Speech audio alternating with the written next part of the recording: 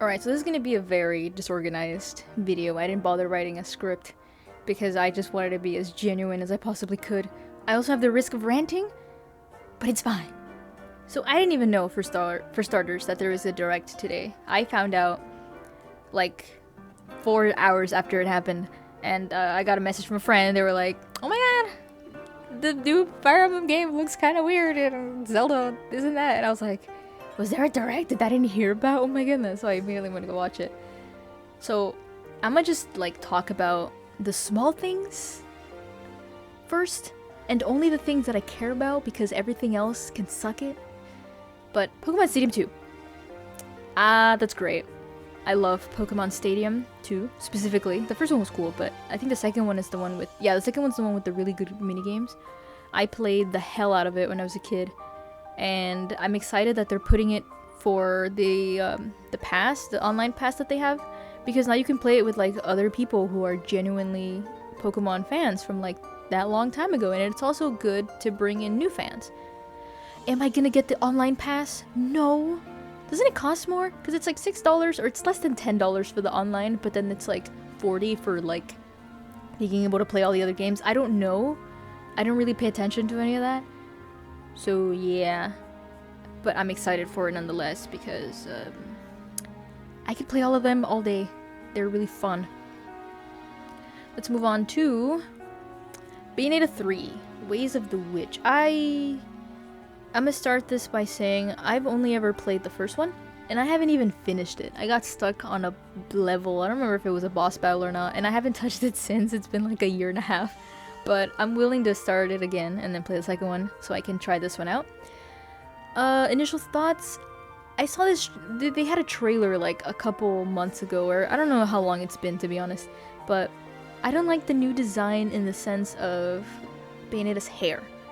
I genuinely thought that this was supposed to be Cereza, which is like this really young kid that comes out in the first game. I don't know if she comes out in the second one, but I thought it was her. I thought it was like, oh, this one you're gonna follow her and she's following in Bayonetta's footsteps, but it's not. It's straight up just Bayonetta and that weird hair.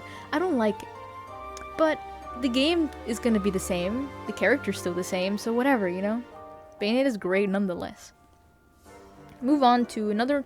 I say it's a minor, like a small thing, but this one's kind of huge for me. They're remastering Tales of Symphonia, which is amazing. If you guys saw my stream, you know that I've played this, like, from the beginning to the end. I'll, eventually upload all of the footage. It's probably already out, who knows. But I love the game.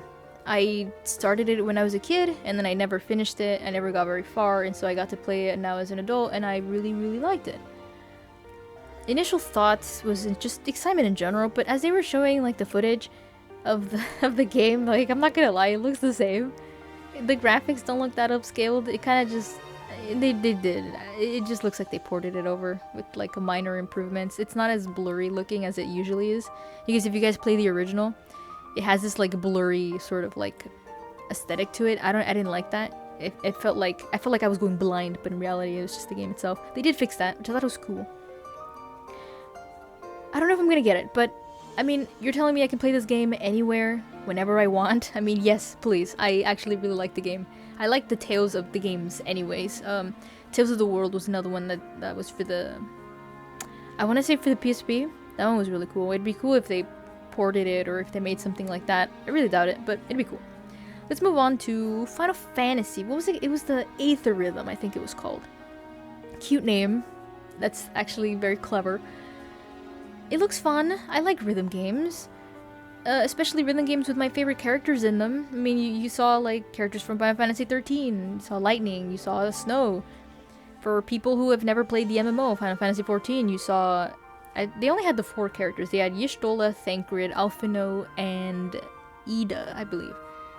Maybe they'll add more, maybe they won't.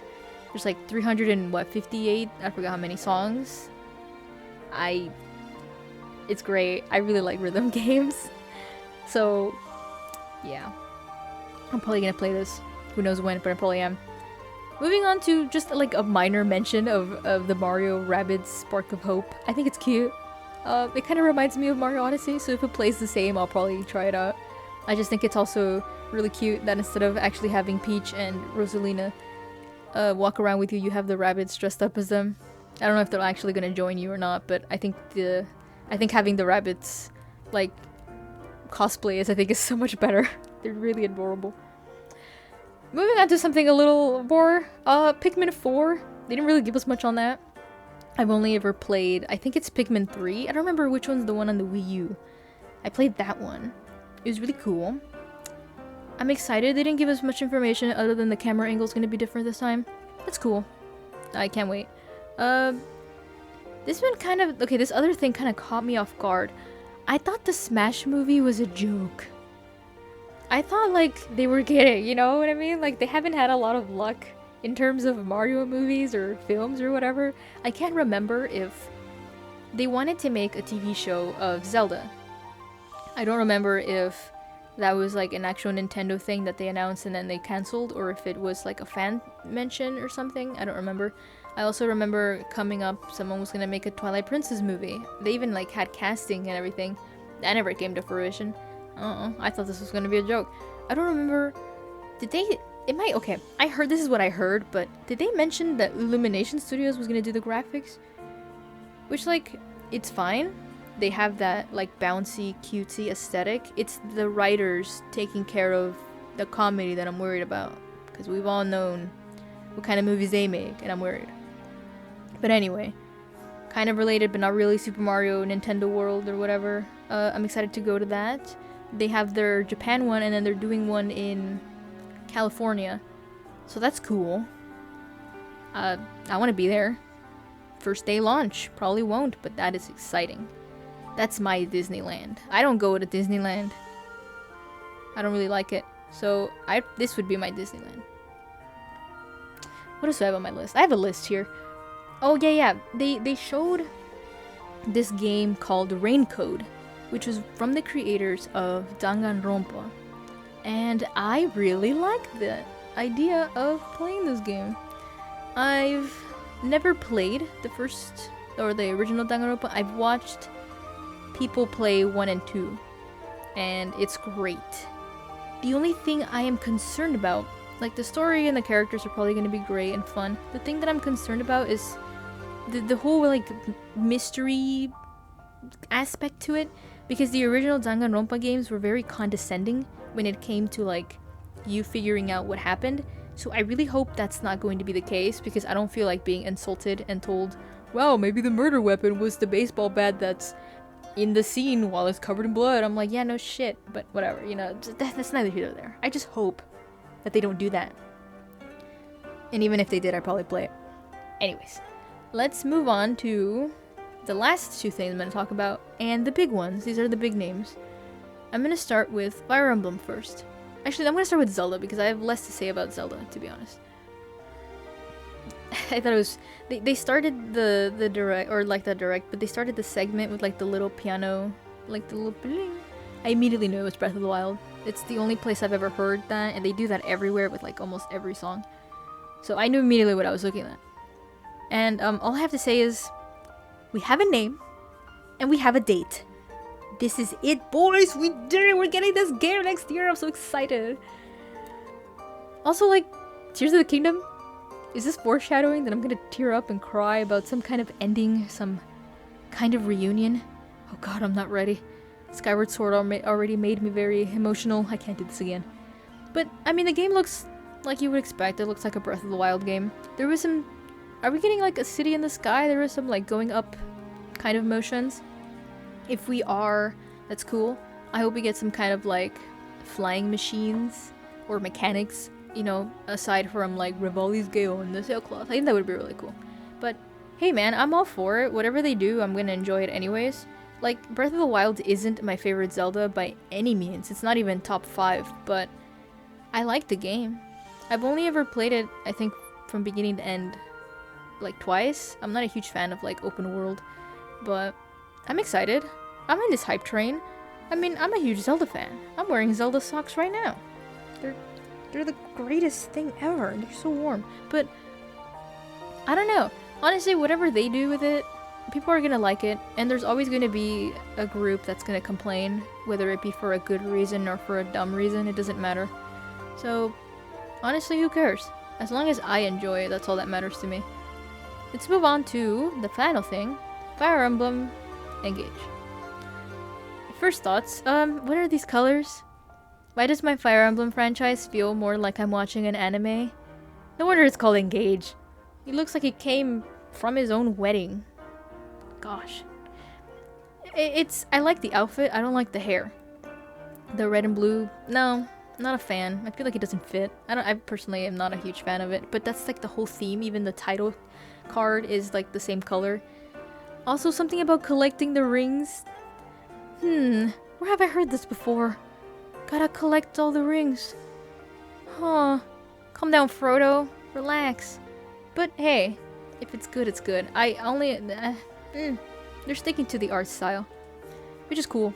I'm not a huge fan of it. They did it a lot with the three hopes and 3 houses. Cool. I'm more of an awakening type of art style, or like a Path of Radiance / Radiant Dawn, but they're never going back to that because they know that's not what made Fire Emblem popular. What made Fire Emblem popular was Fire Emblem Awakening. And then after that, Fire Emblem 3 Houses is like the biggest one. So they're gonna obviously stick to what helps, to what works. I just hope it's not another waifu simulator, because that's not the reason I play Fire Emblem. The combat animations look nice. It's a shame I'm not gonna watch them. I don't play the 3D games with those on. I feel like they just take forever to do any type of combat. I don't even play Fire Emblem Heroes with the combat animations on. The only ones I'll ever have them on for are like the handheld, like not Awakening, but the older ones. What's it called? Sacred Stones, Blazing Blade. Those are the only ones I'll have them on because they're short, sweet, straight to the point. Some of them are anyway, but I have concerns about the main character. There are characters, more than likely they're doing like the whole male and female thing. They're really getting into the self-insert type of character. And it's, in my opinion, it's been kind of going on a downward trend.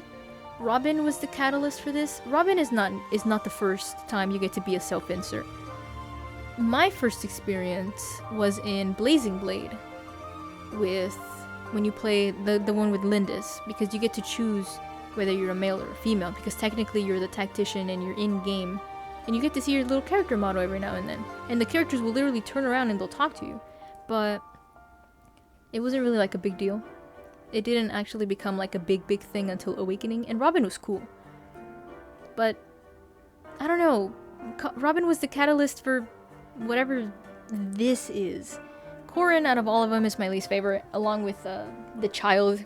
Was it named Kana? It kind of got worse from there. What's the new one? Shez? I didn't really care for them. I thought they were... I don't know, I didn't really like them. There's something about them that didn't sit right with me. The only... that's not an exception, but the only, like, separate... No, you know what? Never mind. I dislike Byleth as well, but for separate reasons. Like, I like the design, but the thing that suffers when you make a self-insert character is that they start to lose their personality. So Robin was his own character, Corin was her own character, but she was boring, and then Shez is kind of your own character, but Byleth straight up was just a clean slate, never smiled, never had any emotion, and that was it, and I thought that was really lame. So I fear that's the future of Fire Emblem, bland personalities and pretty faces, but whatever. In terms of the game itself, it feels like Fire Emblem Heroes with extra steps. I think it's very insecure of them to think that a mainline Fire Emblem game won't make it on its own without piggybacking off of something successful. I mean, Fire Emblem Fates, which is Birthright and Conquest, and then we don't talk about Revelations, piggybacked off of Awakening. Fire Emblem 3 Hopes piggybacked off of 3 Houses, and it's just been like that. The whole idea of bringing in outside characters into your new game because you're afraid that the game on its own won't be good enough is kind of sad. Like, Fire Emblem is popular now. Like, it's not like back when it was, you know, when they were releasing stuff for the Wii or for the GameCube. Like, people actually give a shit now for different reasons maybe than before, but you know, it's still a thing. So why treat it? Why treat it like it's not mainstream, you know? But I'm going to enjoy the game either way. The story could be total dog water, and the characters could betray everything that makes a Fire Emblem game. Fire Emblem Fates. But I will play it, and I will enjoy it regardless because I'm here for the gameplay above all. So if you fuck that up, then damn, I guess. I'll just play Path of Radiance or Blazing Blade, you know, whatever. Either way, that's my solution. If this game sucks, I'll just play the old ones. But I have hopes that it won't suck. I have hopes that it'll be great. I hope. I don't like the character designs, but that doesn't mean the characters themselves won't be great. But yeah, okay, well this is where I'm kind of ending the whole talking about the Direct itself. I had a separate question. It was a concern because a lot of people were saying that Breath of the Wild 2 was kind of the next best thing. But that after that, Nintendo was gonna like run out of things to do. So a lot of people were saying that their only option was to port Wind Waker and Twilight Princess over. And I'm curious, was that like, I know that was the beginning of it was not so much a rumor, but it was like very entitled gamers going, oh, they have to give it to us. I mean, they did it with Skyward Sword, you know, like that kind of people. But did Nintendo ever actually confirm, or maybe not confirm, but like mention any of it? I'm not really on the internet much, so I don't really know like details. I feel like that is gonna naturally be their next step after Breath of the Wild 2, not before, because Breath of the Wild 2 again, or what are they calling it? Tears of the Kingdom. That's like their biggest priority right now, and that's like the thing that's coming in. So I think it would be a smart, not only financial decision, but just in general, if they did port Wind Waker and Twilight Princess over, that they would do it afterwards. But yeah, that's my only concern. Like, was that a thing that Nintendo ever brought up, or was that just, you know, entitled gamers saying that it was gonna happen, or that it was bound, or that it had to happen, or whatever? Like, I'm sure it's bound to, but I'm not gonna do it anytime soon, I don't think. I'm just curious. You know, having Skyward Sword on the Switch was really cool. I still play that thing. I'm on my God knows what number playthrough, but I'm especially excited for Twilight Princess. That's my favorite Zelda, like, of all time. And I have played the hell out of every version, I think. So maybe not the GameCube version, but I'm just curious, you know? Because if I can play Twilight Princess anywhere, whenever I want, I could fall into a ditch and be there for 6 hours. I wouldn't care as long as I could play Twilight Princess. Just saying. I'm a huge fan. I just want to know. Other than that, we're done here. This is a very long rant style of video, and I gotta go edit it, so I will see you all later. Remember to hydrate. And let me know what you guys thought about the games that either I talked about or other things they mentioned. I'm very curious to hear about coherent opinions.